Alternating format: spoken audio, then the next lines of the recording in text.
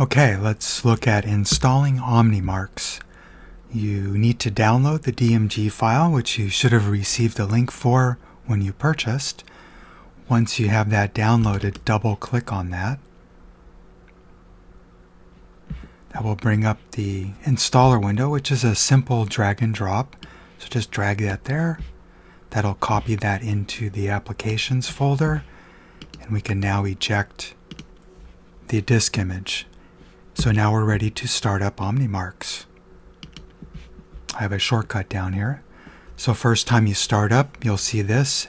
And yes, we do want to open that up. And you'll see the activation window, the scripts installer window, and the Let's Getting Started window. So you can run OmniMarkz in a non-activated mode or freebie mode, but you can't do any of the conversions in that mode. So let's activate OmniMarkz.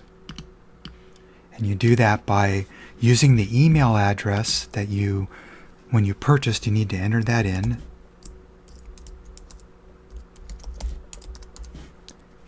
Then I would strongly suggest that you copy and paste the license ID that you received in here to avoid any typos.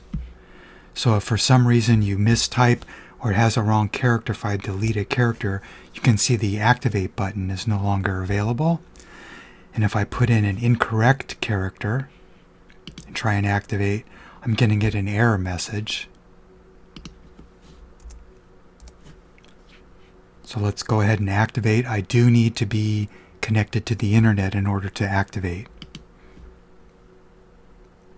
So once you're activated, you'll see the About screen, which has information about the version, shows your license ID, your status, expiration date, and that you've successfully activated.